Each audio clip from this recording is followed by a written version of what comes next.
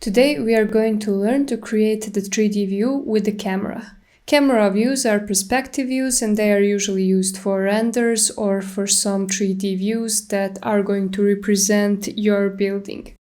First we go to 3D view and then we go to camera tool. First, before placing camera, you have to define the offset and the ground floor. Basically, this level defines where you are watching from which level, and this offset defines the height from which you are watching. This is basically usually the eye elevation of the human eye, so you should keep it somewhere around 1.789 or something like that. If you want some different elevation, then you just change it here. And once you have set those up, then you have to place your camera. But the reason why I can't place my camera now, as you can see, it is visible only in this plot and it's not visible outside. And the reason for that is because I have scope box on my plan. So before I continue, first I have to get rid of this scope box. So I'm just going to turn the scope box to none. And I am also going to just get rid of the crop view. Of course, if I need it, I will just return it later. But for now, I just want to be able to see my camera fully. So I return to 3D view camera tool. And I will place my camera somewhere around here. And this is important part because you cannot place your camera too close to the building because that way you will not be able to fully capture it. You will not be able to see it all. So it's good practice to just get a little bit away from the building and that way you will see it in a good way. It will not be distorted or anything. Of course, it's no big deal if you miss first time because obviously you can just delete your camera and create the new one. Before you get used to this process, people very often just miss and are not able to do it for the first time, and that's obviously fine. So I'm going to place it somewhere around here, for example, and I just click once. And then I pull my mouse and I pull it until the place where I want my camera to be visible. Basically, that means that everything that is included in the area of these blue lines will be visible and everything that is beyond that will not be visible. So make sure to just pull your lines all the way to your elements which you want to be seen. I will include the entirety of this hill because that might look nice in my 3D. And once you have decided that this is it, you want this to be visible, you simply just click once again. And your camera will be created. Once you see the image, there are also a few more options that you can change here. Obviously, you can use these grab points and you can move them around.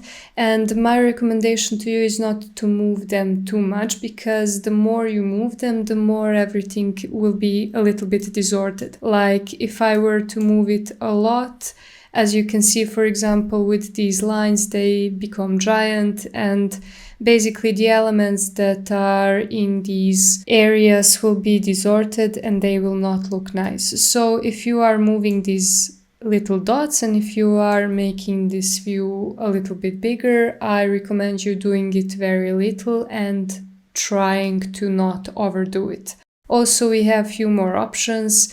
And first is eye elevation and target elevation. Basically, those will raise your view to some different level. If I change this to be 5000, for example, you see that basically our eye elevation go all the way up. I'm just going to go back and for the target elevation, basically our target changes the height and it looks a little bit different. And now that we have created this image, I want to show you how to basically graphically set it up so it can look very real. Today's lesson is not a tutorial on rendering, but it's rather a tutorial about how to make the native Revit 3D views look very good, almost as realistic as renders. What we first have to do is basically change the visual settings. And I'm going to click here and I'm going to choose realistic because I want this to have colors and I want it to be nice. First, I'm also going to get rid of these lines that are redundant. As you can see here in the facade, something is not joined well, and I tried joining it and aligning it, but it doesn't work, so I just want to get rid of these lines. And I will do that by using this line work tool. I will click on line work and I will choose invisible lines.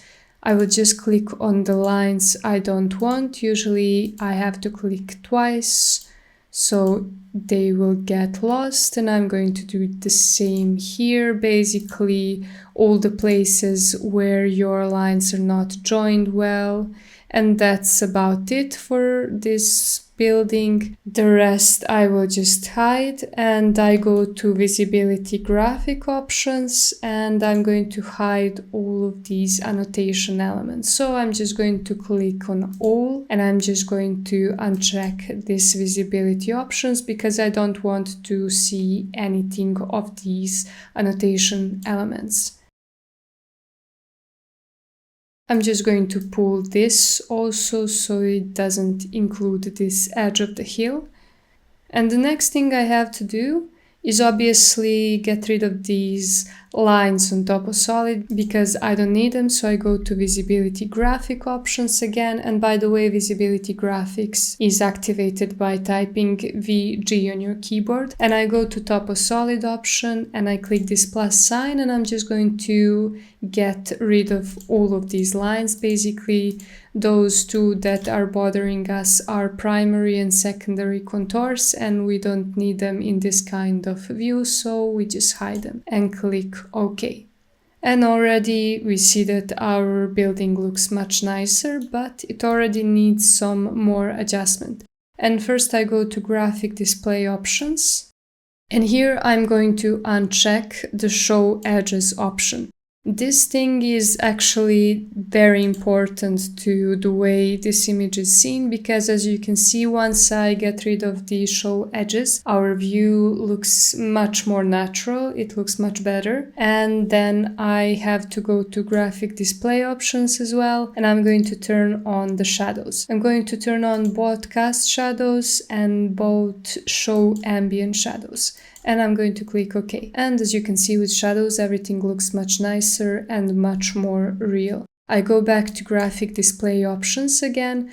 And the next thing that is important is lighting. Because this building is basically finished, my lighting is already kind of set, but sometimes when you are beginning, you are going to have to set this up basically by yourself. And you can enter the sun settings, and here you can set up the different lighting options.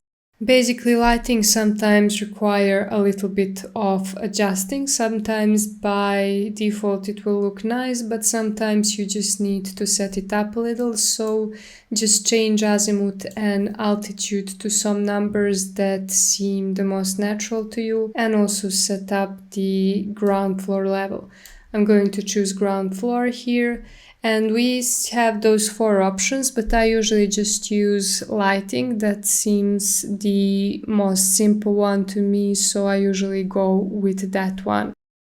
Once you have set that up, just click OK. And depending on what you require, how you want your view to look like, you can also change the strength of the sun. Let's just change it, for example, to 20. And you can also make shadows a little bit stronger or weaker depending on what you like.